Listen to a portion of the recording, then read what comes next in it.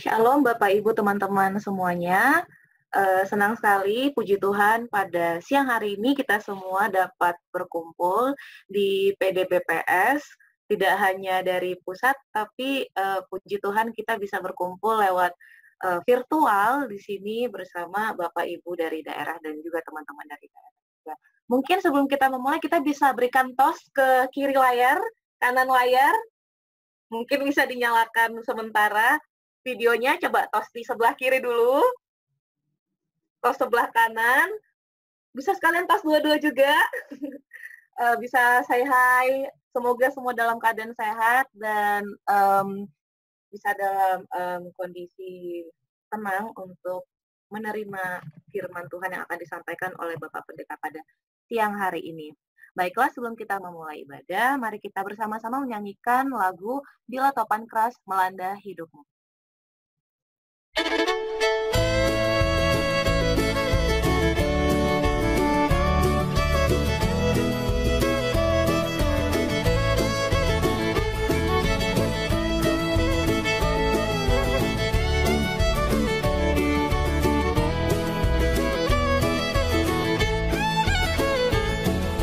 Bila topan keras melanda hidupmu, bila putus asa dan letih lesu, berkat Tuhan satu-satu hitunglah, kau niscaya kagum oleh kasih-Nya.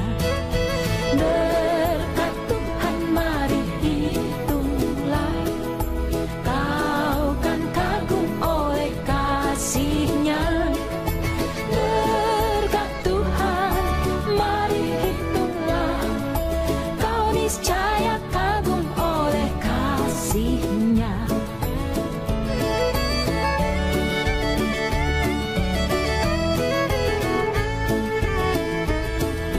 Bila kau memandang harta orang lain, ingat janji Kristus yang lebih permai. Hitunglah berkat yang tidak terbeli, milikmu di sorga tiada terperi. Berkat Tuhan mari hitunglah, kau kan kagum oleh kasih-Nya. Berkat Tuhan mari hitunglah, kau niscaya kagum oleh kasih-Nya.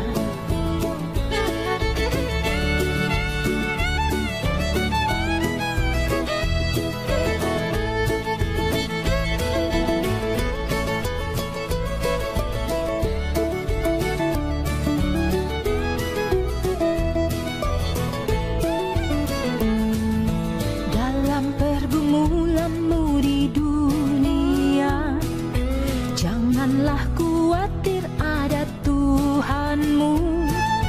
Hitunglah berkat sepanjang hidupmu, yakinlah malaikat menyertaimu. Berkat Tuhan mari hitunglah, kau kan kagum oleh kasih-Nya. Berkat Tuhan mari hitunglah, kau niscaya kagum oleh kasih-Nya.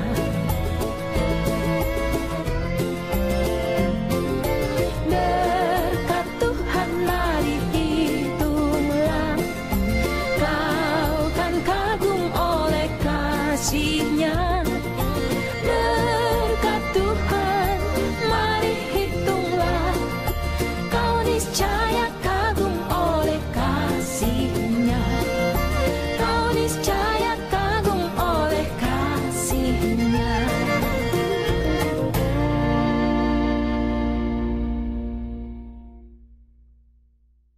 Seperti pujian kita barusan, mungkin di kondisi sekarang banyak banget alasan buat kita untuk menghitung-hitung kesedihan, kerugian, hal-hal buruk dengan kondisi seperti ini. Tapi kalau misalnya kita fokus dengan apa yang Tuhan kasih sama kita, apa berkat Tuhan, bahkan bisa bernafas bangun pagi masih dalam keadaan sehat walafiat aja itu udah berkat luar biasa. Jadi kiranya kita tetap berfokus sama apa yang sudah Tuhan berikan, yang baik, dan biarlah rencana Tuhan yang terjadi, mungkin buat kita rencana yang buruk itu tidak enak, tapi itu adalah bagian dari rencana Allah. Dan semoga nanti dengan sesuai tema yang akan disampaikan oleh Bapak Pendeta kita pada siang hari ini, rencana Allah bukan rencana kita manusia. Sebelum kita memulai ibadah, marilah kita bersatu dalam doa, kita siapkan hati kita untuk dapat menerima firman yang akan disampaikan pada siang hari ini. Mari kita bersatu dalam doa. Bapak yang baik, Bapak yang bertahta dalam kerajaan surga, terima kasih Bapak karena pada siang hari ini kami bisa berkumpul di sini walau secara virtual, tapi biarlah Tuhan saja yang hadir di tengah-tengah kami, biar Tuhan saja yang memberikan kekuatan bagi kami untuk bisa fokus menerima firman-Mu. Berdoa juga untuk Bapak Pendeta Alex Nanlohi yang akan menyampaikan firman pada hari ini. Biarlah Tuhan saja yang memimpin ibadah kami pada siang hari ini, agar kami bisa tetap berfokus padamu Bapa, bukan berfokus pada hal-hal yang buruk yang mungkin terjadi di hidup kami. Terima kasih Bapa, berbicara lewat hamba-Mu ya Bapa, di dalam nama anak-Mu Yesus Kristus, kami sudah berdoa dan mengucap syukur kepadamu. Amin. Baiklah Bapak Ibu, sebelum kita masuk ke khotbah, kita akan menyanyikan satu pujian, Ku tahu Bapa peliharaku.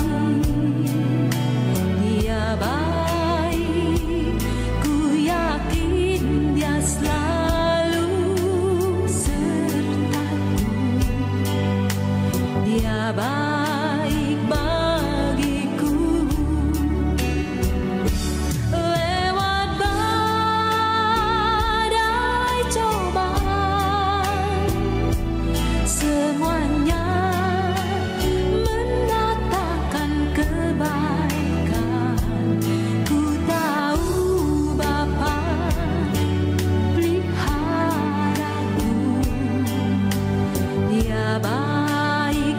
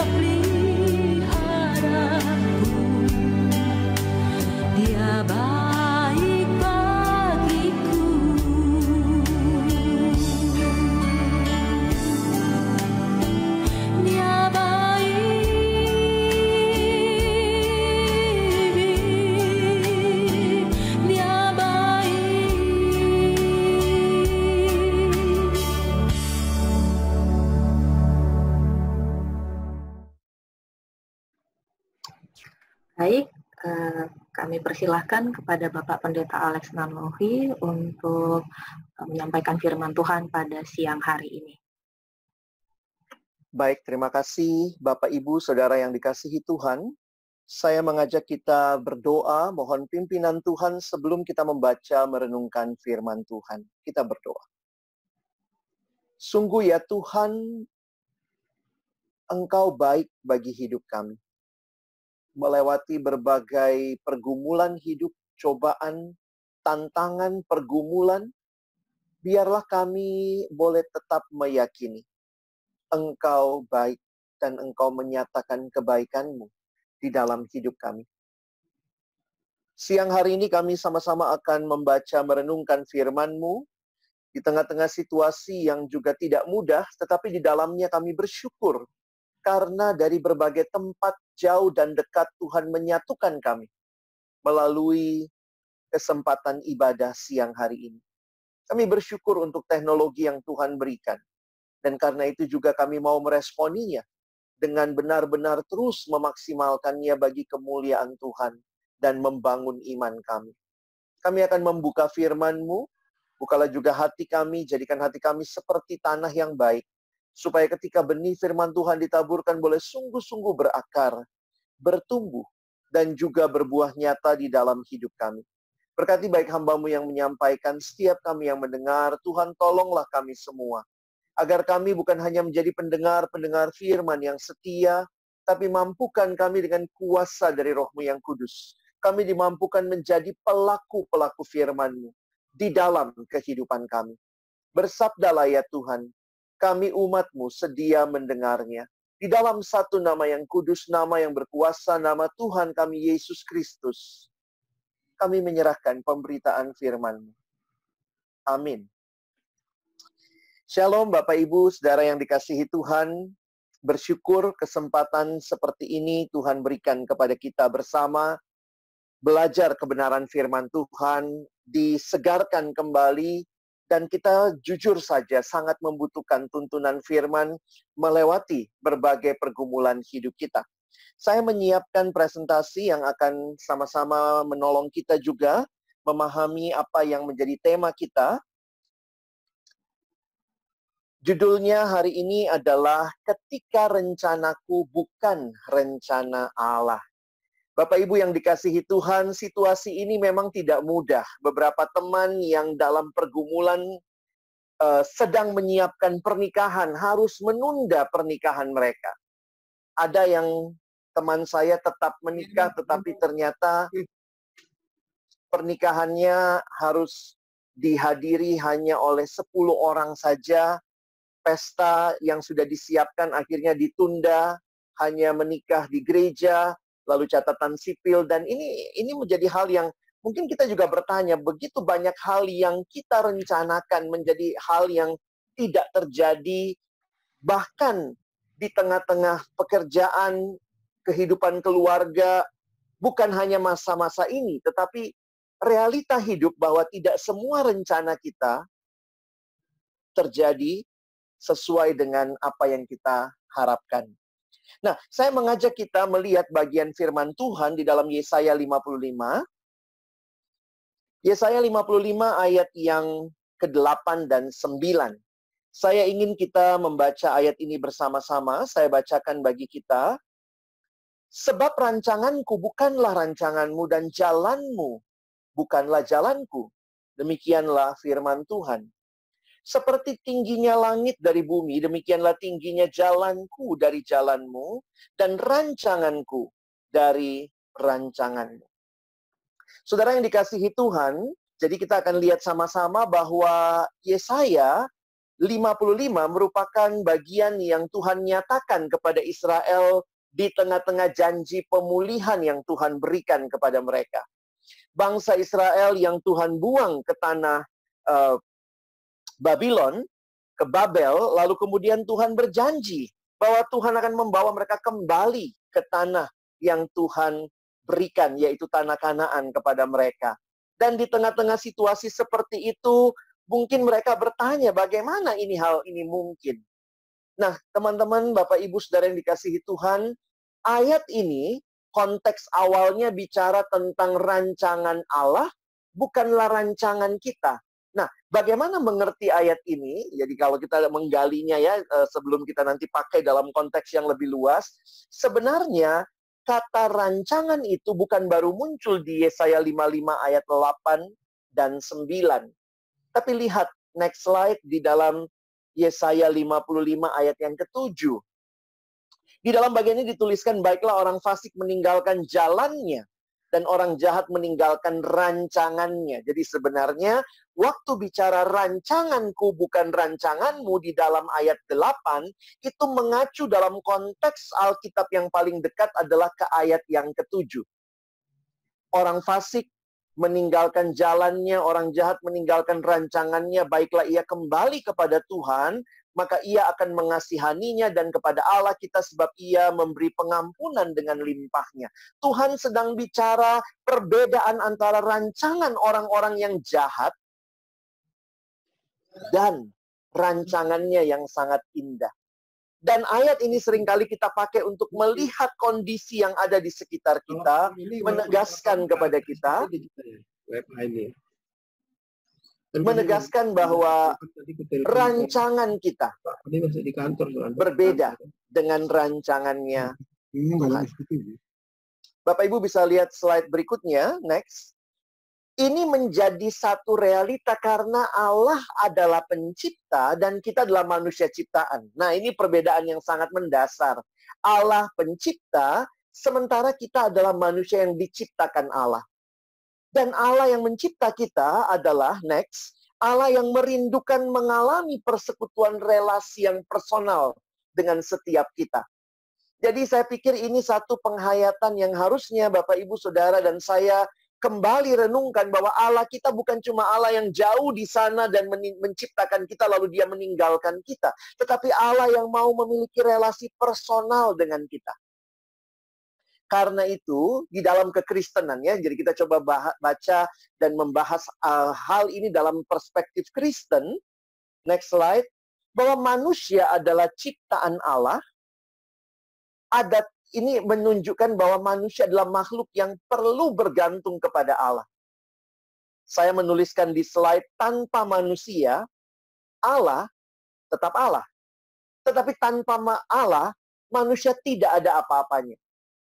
Saya pikir ini satu konsekuensi yang kita harus pahami sebagai ciptaan bahwa we are nothing without God.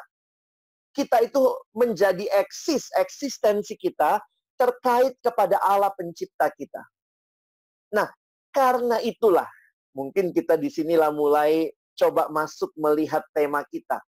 Menghayati Alkitab menyatakan kita ini cuma ciptaan, Allah yang mencipta, maka sebenarnya kita pun harus dengan rendah hati menyatakan bahwa sebenarnya apa yang sedang kita jalani ini bukan sekadar rencana kita. Tetapi ini adalah rencananya Allah. Bapak, Ibu, Saudara, dan saya tidak sekadar menghidupi cerita kita. Tetapi sebenarnya kita sedang menghidupi ceritanya Allah. Next slide. Maka kalau kita perhatikan bahwa manusia yang ciptaan Allah ini kemudian jatuh dalam dosa. Dan ada satu definisi dosa yang saya kutip dari seorang teolog bernama John Piper. John Piper mengatakan kalimat ini, bagi saya menarik sekali ya. Dosa adalah apa yang engkau lakukan ketika hatimu tidak puas dengan Allah. Dan sebenarnya, sejak di Taman Eden kita tahu, dosa manusia yang paling utama adalah manusia mau jadi Allah. Manusia mau untuk mengatur segala sesuatunya sendiri. Karena itu fokusnya dosa, next. Fokusnya adalah aku. Manusia merasa, next, I am everything. Akulah segala-galanya. Jadi memang Bapak, Ibu, Saudara, ini jadi realita yang sejak kejatuhan manusia, ini selalu menjadi jebakan utama kita. Sehingga situasi-situasi yang sulit, Nah, sekarang saya coba masuk kepada aplikasinya ya. Dalam situasi-situasi yang sulit, manusia pun secara tidak sadar mengulangi kejatuhan yang sama di Taman Eden. Manusia mau menjadi Allah. Manusia merasa dia perlu pegang kontrol atas segala sesuatu. Yang kalau Bapak Ibu perhatikan, sebenarnya dalam realita kita ini cuma ciptaan, harusnya kita memberikan kesempatan, memberikan satu ruang untuk Allah melakukan apa yang dianggapnya terbaik. Saya baca satu buku, dan kemudian dari buku itu saya dapat satu perspektif yang menarik tentang manusia. Kita ini manusia yang punya kemampuan untuk menalar sesuatu, untuk menggali sesuatu. Nah, itu kemampuan dasar manusia yang Tuhan ciptakan. Allah menciptakan kita dengan kemampuan itu. Kemampuan menalar, kemampuan menjelaskan, kemampuan melihat makna. Tetapi, nah ini yang kita mesti ingat. Ketika manusia jatuh dalam dosa, maka keinginan itu pun menjadi keinginan yang melampaui seharusnya. Maksud saya begini, manusia sebenarnya makhluk yang harusnya tahu, menggali, belajar sesuatu. Tetapi kemudian manusia melakukan itu dalam upaya menjadi Allah. Karena itu, rasa ingin tahu yang harusnya manusia hidupi, menjadi rasa ingin tahu yang didasari, saya ingin tahu segala-galanya sebagaimana Allah. Karena itu, dalam situasi-situasi hidup yang sulit, seringkali manusia sulit sekali untuk tunduk, takluk kepada Allah, karena keinginan kita untuk menjelaskan segala sesuatu. Jadi sebenarnya kita ini makhluk yang mau semuanya pasti. Semuanya pasti, semuanya terukur. Tapi realitanya, hidup tidak selamanya berjalan sesuai kepastian rencana kita, sesuai dengan ukuran kita. Dan itu sebenarnya mengingatkan kita, we are nothing without God. Dosa membuat kita merasa kitalah segalanya. Sehingga kita pun mau bisa memprediksi semua hal. Manusia tidak suka sama misteri. Manusia tidak suka sama misteri, manusia selalu mau melihatnya dalam kepastian. Tapi sebenarnya hidup beriman sebenarnya adalah hidup yang tidak semuanya jelas, pasti saat ini, tapi kita punya kepastian yang kekal, yaitu keselamatan dalam Kristus. Dan bagi saya ini satu ketegangan antara sesuatu yang sangat pasti dalam Kristus dan realita hidup yang terus-menerus kita harus bergumul dengan ketidakpastian.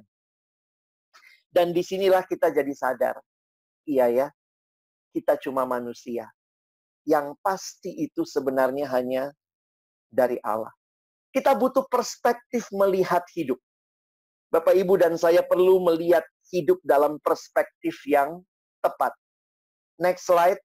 Saya tuliskan dalam slide ini ada satu kutipan yang saya senang. Karena dia mengatakan, if you can't change your circumstance, change your perspective. Nah, ini yang saya mau tawarkan melihat tema kita siang hari ini. Ketika situasi-situasi hidup yang kayaknya jadi nggak pasti, kita nggak tahu kapan masuk lagi, nanti kalau masuk mesti bagaimana, kalau nanti kemudian kita masuk, apakah kita masih punya semangat, bagaimana kita menjaga jarak di kantor, bagaimana kita dengan orang lain bisa melakukan tugas dengan baik, BPS apalagi punya tugas besar untuk bangsa ini dengan sensus dan segala macam. But still, kita tidak bisa mengontrol segala sesuatu. Karena itu saya ingin ingatkan lagi, if you cannot change your circumstance, maybe we need to change our perspective. Belajar melihat lagi dari sudutnya Allah. Karena ini bukan dari sudut kita. Kalau dari sudut kita, Tuhan saya nggak mau kayak begini. Saya maunya semuanya pasti. Tapi Tuhan memberikan kesempatan kepada kita belajar melihat bahwa engkau nothing without me. Belajar menerima misteri. Next. Saya tuliskan begini ya, Bapak Ibu bisa setuju atau tidak ya. Life is a beautiful mystery. Waktu kita masih kecil, kita terus mau jadi orang gede. Nanti waktu udah mulai besar, mau sekolah di mana, mau kemudian kita pengennya semua tuh pasti. Tapi ternyata hidup nggak seperti itu ya. Ada misteri, lalu kemudian kalau Bapak Ibu lihat ke belakang, kita nggak pernah dikasih tahu akan menikah sama siapa, kita nggak dikasih tahu akan punya anak berapa, kita nggak tahu nanti kita matinya akan seperti apa. Life is a beautiful mystery. Seolah-olah Allah mau mengatakan, dengan kamu tidak tahu segala sesuatu, kamu akan bergantung kepadaku yang tahu segala sesuatu. Ketika semua hal sangat pasti dan jelas dalam hidup, jangan-jangan kita nggak lagi mencari Allah. Jangan-jangan kita tidak lagi datang berserah kepada Dia. Kenapa? Karena kita jatuh lagi dalam kesalahan Adam dan Hawa di Taman Eden. Berpikir, kitalah Allahnya. Life is a beautiful mystery. Waktu Bapak, Ibu, Saudara, dan saya meninggalkan satu bagian misteri itu, disitulah kita melihat, itu bagiannya Allah. Dan ingat, Allah kita bukan Allah yang sembarangan. Saya menuliskan di sini, God is our loving heavenly Father. Bersyukur tadi lagu mengantar kita dalam perenungan ini mengatakan, ku tahu Bapa peliharaku. Dan Bapa memelihara itu, kita maunya sih ya, hidup yang empang ya, enak dan gampang. Tapi realitanya seperti kata pujian tadi, melewati berbagai pergumulan. Lewati lembah, cobaan, godaan. Tapi satu hal yang pasti, Dia Bapa kita. Jadi memang penyakit manusia ini ya, kita tuh seringkali mencurigai Tuhan. Kita suka merasa nih Tuhan kayaknya lagi nggak baik nih sama gua nih. Kayaknya jadi Tuhan nggak becus banget begitu ya. Jadi kita merasa kitalah yang paling tahu seharusnya hidup kita bagaimana. Tapi di sini kita diingatkan, we are His children, kita anaknya loh. Kalau Bapak Ibu aja berjuang buat anak kita yang sudah punya anak, apalagi Bapa di surga yang mengasihi kita. Dia meratap, He weeps with us when we suffer. And He rejoices when we do what is right. Kadang-kadang kita pikir, Tuhan kok biarkan aku ngalami ini? Tuhan di mana? Tapi Tuhan ada dan Dia sedang meratap bersama dengan kita. Dan itu satu hal yang saya pikir kekristenan tidak menawarkan kehidupan iman tanpa pergumulan. Tapi kekristenan menawarkan kehidupan iman kepada Bapa yang peduli kepada kita dan Bapa yang menyertai kita. Karena itu coba lihat slide berikut. Next. Rasa tenang kita, rasa aman kita, your rest is not to be found in figuring your life out. Jadi kadang-kadang kita pikir, saya bakal tenang Tuhan kalau saya udah tahu semua hidup saya sampai akhir. No. Your rest is not to be found in figuring your whole life. But your rest, rasa tenang Bapak Ibu, rasa aman kita, in trusting the one who has it all figured out for your good and for His glory. Dan siapa Dia? He is our loving heavenly Father. Bapak Ibu jangan berpikir kalau saya tahu semua pasti maka saya tenang. Ada banyak orang juga dalam kepastian nggak tenang. Tapi kita tenang. Karena kita tahu yang menyertai kita adalah Allah yang pasti Dia pegang seluruh masa depan dan hidup kita. Karena itu Tuhan bilang, rancanganmu bukan rancanganku, jalanmu bukan jalanku, beda. Dan kita harus belajar menanti. Nah disinilah ya. Next slide. Tuhan akan membuat semua indah pada waktunya. He has made everything beautiful. Not in our time, but in His time. Seorang pengkhotbah besar abad 18, Charles Spurgeon mengatakan kalimat ini. Next slide. God is too good to be unkind. God is too wise to be mistaken.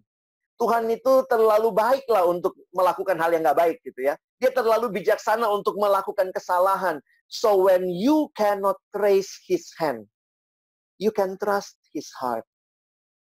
Kalau Bapak Ibu dalam hidup ini susah sekali, Tuhan kenapa hal ini terjadi? Kita nggak tahu, kita nggak bisa menjelaskan, tapi yang kita bisa tahu, kita bisa percaya Dia Allah yang baik bagi kita.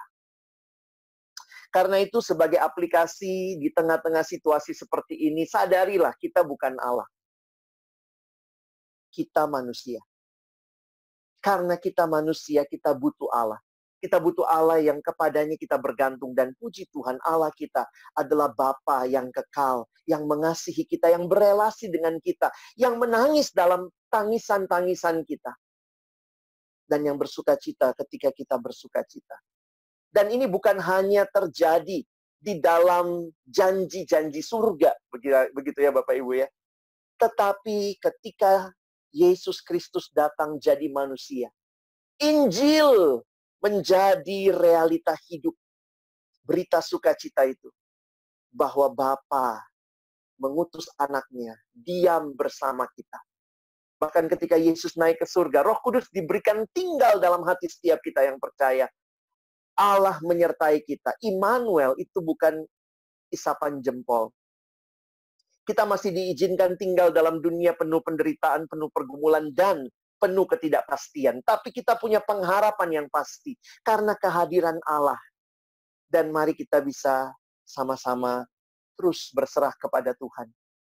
Yesus sudah membuktikan bahwa Dia peduli dengan pergumulan kita. Dia tahu pergumulan kita.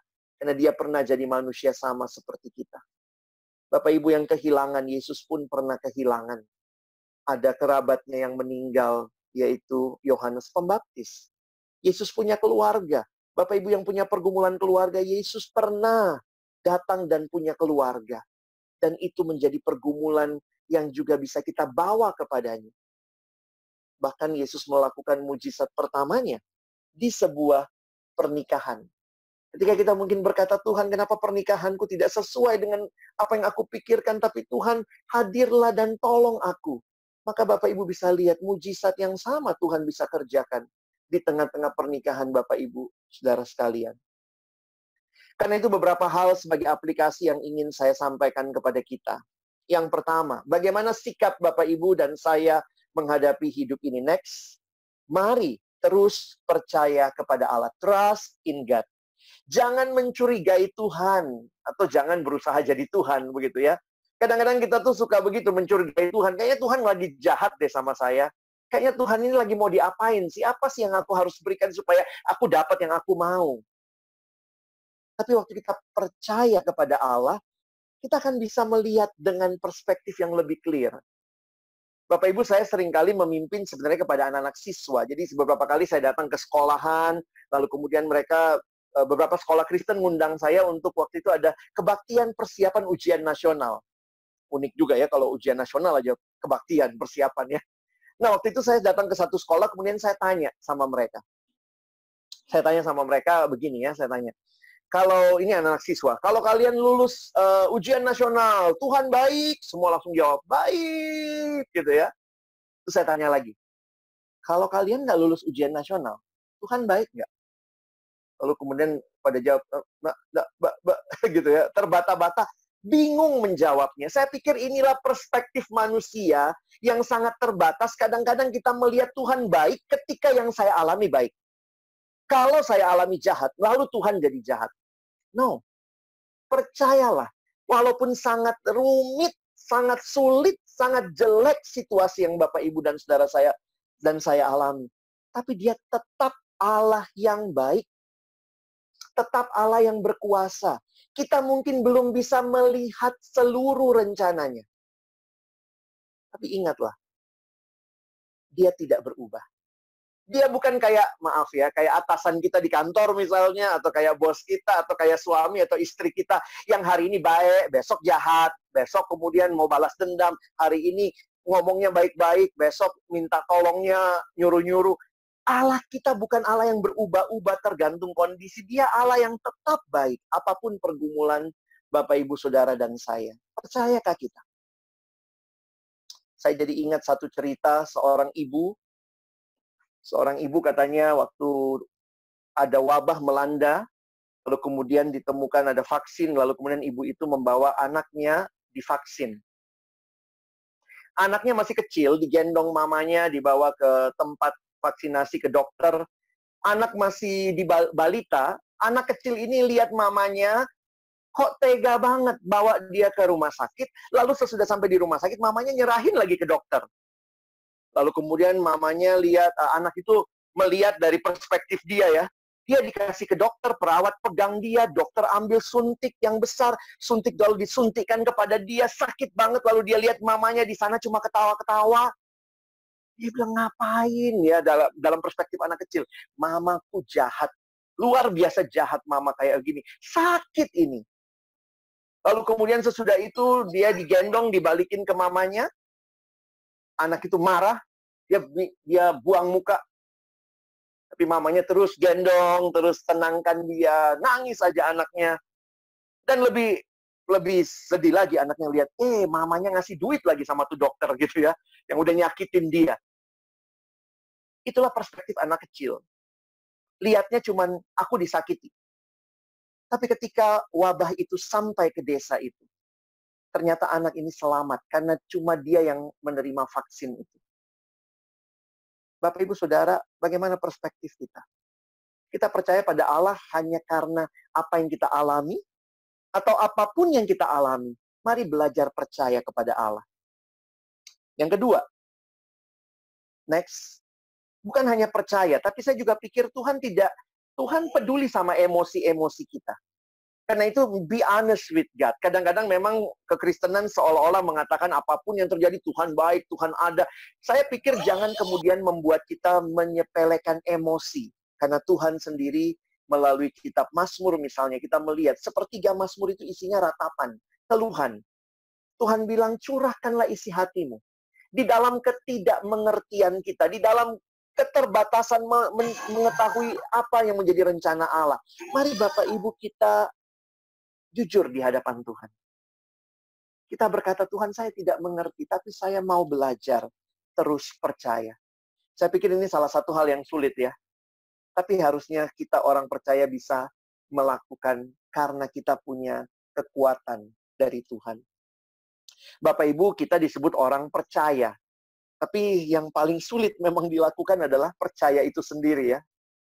We are believer, but the most important atau the most difficult things to do is to believe that God is in control. Dan terakhir, next slide. Mari terus belajar mengucap syukur. Saya pikir yang pertama kan percaya Tuhan, jujur di hadapan Tuhan dengan keluhan-keluhan kita, tapi kita datangnya kepada pribadi yang tepat, yaitu Allah kita, belajar menantikan Tuhan, dan mari belajar mengucap syukur. Tadi lagu pertama hari ini pas banget lagunya ya. Hitung berkatmu satu persatu. Lihat cara Allah sudah memberkatimu. Orang yang mengucap syukur itu apa sih? Next slide. Saya mengingatkan diri saya melalui slide ini, orang yang terus mengucap syukur berarti dia memberikan kesadaran akan keterbatasan dirinya. Dan juga kebergantungannya kepada Allah. Next slide. God created humanity for gratitude. You exist to appreciate God. Next slide. Dengan belajar bersyukur, itu mengingatkan kita bahwa Allah mengontrol segala sesuatu. Ya, jadi mari Bapak Ibu belajar bersyukur. Karena kalau kita bersyukur berarti kan kita menyatakan terima kasih. Kalau kita menyatakan terima kasih itu bukan berarti sesuatu itu kita yang usahakan, tapi karena kita terima. Karena itu kita bilang terima kasih, gitu ya. Next slide. One of the main reason we trust God too little because we trust our own wisdom too much. Biarlah kita tidak menjadi orang yang lupa diri, lupa Tuhan, meragukan Tuhan. Tapi situasi sulit, krisis ini sebenarnya makin menajamkan kita. Siapa sih yang kita percaya? Karena itu saya menutup dengan slide ini, next. Selalu ada alasan bagi umat Allah untuk bersyukur di tengah segala perubahan yang terjadi. Apa alasannya? Waktu rencana kita tidak terjadi, kadang-kadang bingung mau bersyukur apa rencananya nggak terjadi. Tapi ucapan syukur terutama kita bukan karena apa yang kita rencanakan terjadi atau tidak, tapi karena ada Allah yang tidak berubah. Dan bukan hanya itu, Dia Allah yang selalu hadir bagi umatnya. Ketika kita hari ini belajar tema ini, mari berseru kepada Tuhan. Tolong aku percaya Engkau tetap baik. Meskipun situasi yang kualami belum bisa aku jelaskan, aku pun belum bisa melihat kebaikannya. Tapi dalam anugerah-Mu, Engkau Allah yang tidak berubah, dan Engkau selalu hadir. Dan itu cukup bagiku. Life is a beautiful mystery. because God is the one who is in control. Amin. Mari kita berdoa. Tuhan, terima kasih buat firman-Mu. Tolong kami bukan cuma jadi pendengar, tapi jadi pelaku-pelaku firman di dalam hidup kami. Tolong kami terus percaya kepadamu. Tolong kami jujur kepadamu. Dan tolong kami juga di dalam anugerah-Mu boleh mengalami keindahan bahwa syukur itu boleh kami naikkan karena Engkau hadir. Kami bersyukur dalam nama Yesus kami berdoa. Amin. Terima kasih untuk Bapak Pendeta Alex Nanuhi untuk firman-Nya pada siang hari ini. Baiklah, banyak sekali firman yang sangat relate sama kehidupan kita sekarang. Yang paling saya catat itu adalah rasa aman dan rasa tenang itu bukan karena kita mengetahui seluruhnya dan mendapatkan kepastian, tapi rasa aman dan rasa tenang itu adalah saat kita percaya dan berserah penuh kepada Bapa yang merupakan sumber pengharapan dan keselamatan yang paling pasti. Dan untuk menyikapi hal itu, kita ada 3 poin yang tadi saya catat. Kita harus percaya kepada Allah, jangan mencurigai Tuhan sedang merancangkan hal yang buruk pada anaknya. Kedua, kita harus tetap jujur di hadapan Tuhan dengan segala emosi dan keluhan kita. Dan terakhir, kita harus terus belajar mengucap syukur kepada Tuhan. Baiklah, untuk meresponi firman Tuhan yang barusan kita dengar, kita akan menyanyikan satu pujian, Bapa Kau Setia.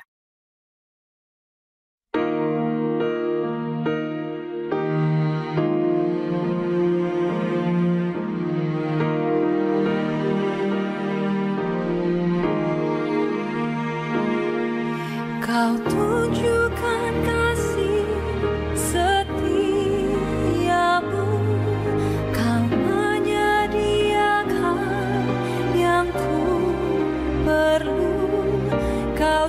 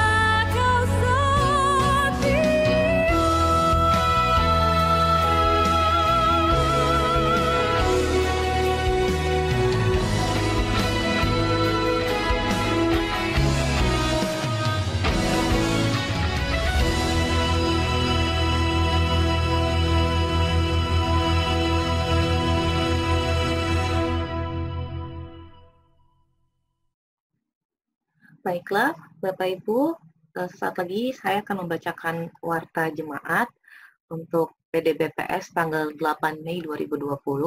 Pertama, kami mengucapkan terima kasih atas pelayanan firman oleh Bapak Pendeta Alex Nanlohi. Terima kasih juga kepada Bapak Ibu pengurus yang sudah mempersiapkan ibadah daring kita siang hari ini dengan baik. Kemudian segenap keluarga besar BPS mengucapkan duka mendalam atas wafatnya ayahanda dari Bapak F. Agus Fatimah pada hari Rabu 6 Mei 2020. Kiranya kasih dan penghiburan dari Tuhan Yesus yang akan memampukan keluarga besar untuk melewati masa perkabungan. Mengucapkan selamat atas kelahiran putri ketiga dari Ibu Risma F. Mamiwa. Semoga Ananda tumbuh menjadi anak yang cinta Tuhan dan menjadi berkat bagi semua. Mengucapkan selamat juga atas pelantikan Ibu Adriana H. Carolina, Bapak Simon Sapari, Bapak Sri Mulyanto, Bapak Cornelius, dan Ibu Suryani Widarta. Tuhan Yesus memberkati dengan hikmat agar dapat menjadi berkat di tempat tugas yang baru.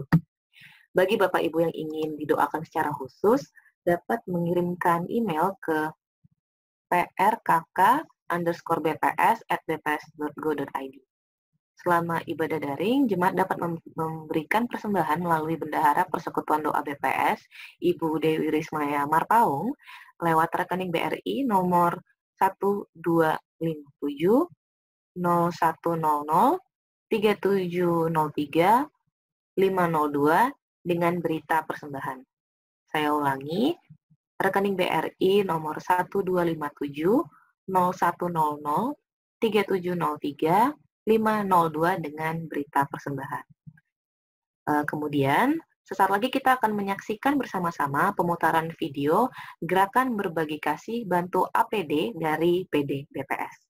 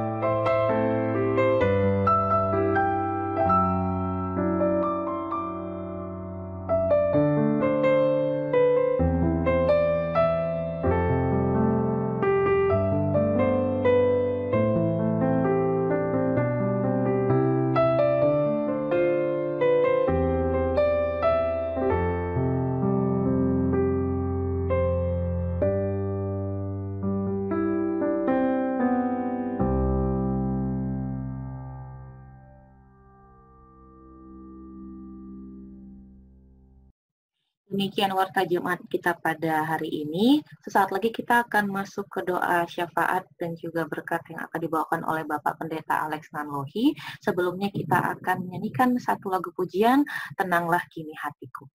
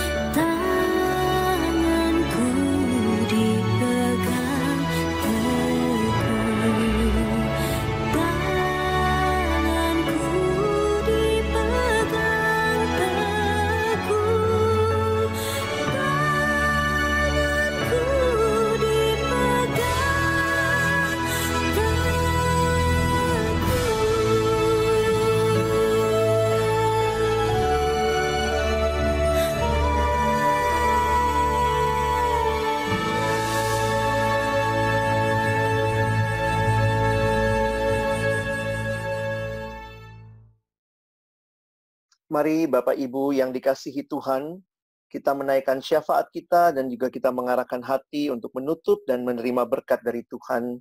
Kita berdoa. Bapa di dalam surga, dalam ucapan syukur kami datang siang hari ini, menaikkan syafaat kami kepadamu. Di tengah-tengah segala hal yang kami alami, kami bersyukur. Kami boleh datang kepada Allah yang adalah Bapa kami. Allah yang tidak meninggalkan kami, Allah yang mendengar doa kami dan menjawab seturut dengan waktu dan kehendak-Mu.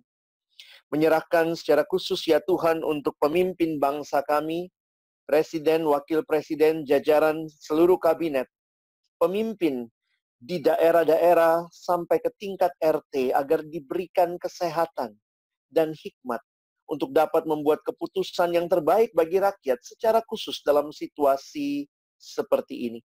Kami terus berdoa agar bantuan-bantuan yang diupayakan oleh pemerintah boleh tersalurkan dengan baik dan boleh sampai kepada orang-orang yang tepat.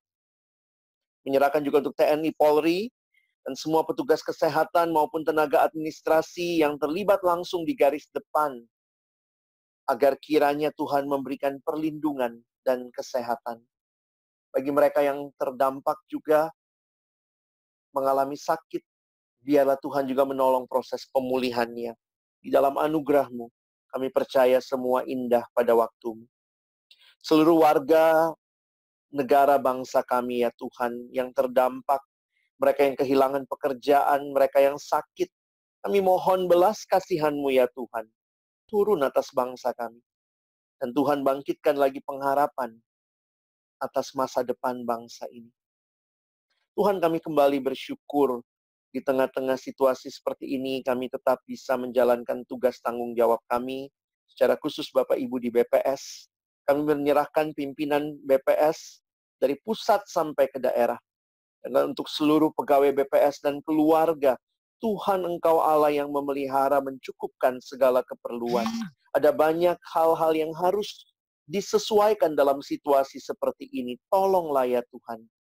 Baik dari jajaran pimpinan kami, boleh mengambil keputusan-keputusan yang tepat untuk diberlakukan bagi semua kami. Kami juga bersyukur untuk persekutuan doa yang boleh hadir dengan satu kerinduan yang nyata juga. Termasuk tadi kami melihat bagaimana telah bergerak untuk boleh menyampaikan APD kepada orang-orang yang membutuhkan. Kami bersyukur Tuhan. Karena umat Allah, anak-anak Tuhan di BPS tidak diam saja, tapi juga bergerak dan melakukan apa yang menjadi bagian yang Tuhan berikan kepada kami. Terima kasih Tuhan. Saat ini kami juga mau menyerahkan ucapan sukacita kami untuk keluarga Ibu Risma Mangiwa atas kelahiran putri ketiga. Kami bersyukur bersama-sama dengan keluarga ini. Teruslah hadir Tuhan di tengah keluarga ini, memberikan sukacitamu kepada mereka. Juga mengingat untuk Bapak Ibu yang baru saja dilantik, yang dipercayakan tugas baru, Tuhan kami bersyukur bahwa semua hal terjadi, tidak ada yang di luar kontrol dan kehendak-Mu. Karena itu, biarlah dengan jabatan yang baru, tugas yang baru, Tuhan mempercayakan juga hati yang sungguh-sungguh mengemban amanat ini dengan baik bagi kemuliaan Tuhan.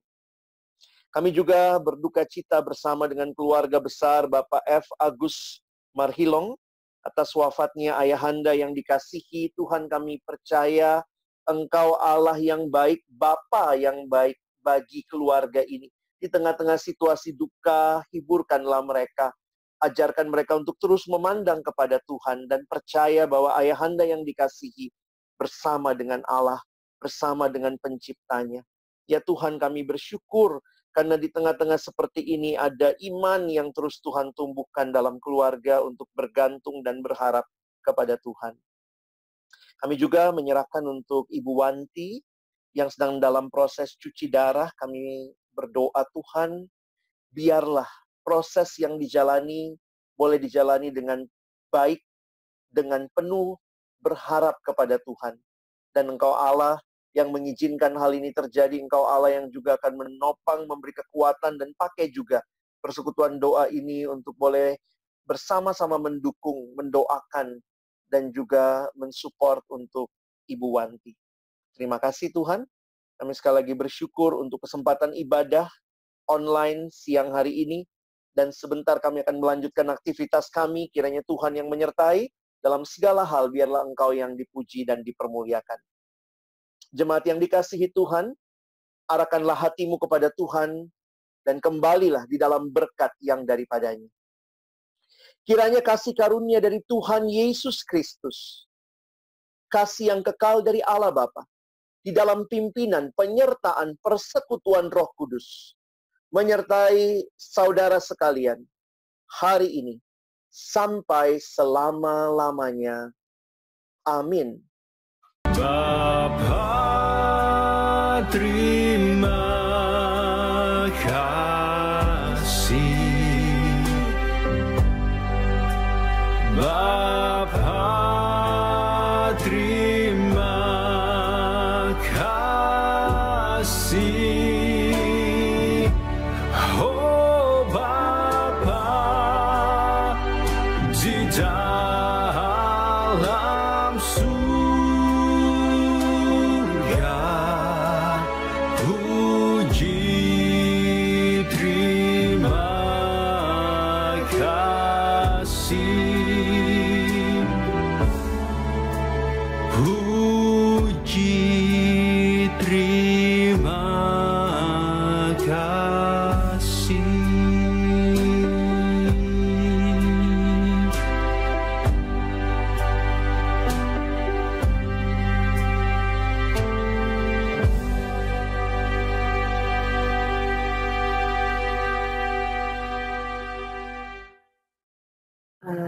Ibadah kita pada siang hari ini sudah selesai. Saya berikan waktu saat teduh sejenak untuk Bapak Ibu.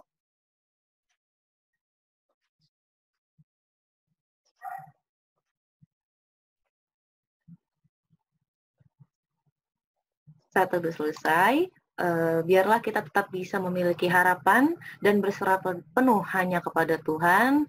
Tetap di rumah aja, tetap jaga kesehatan.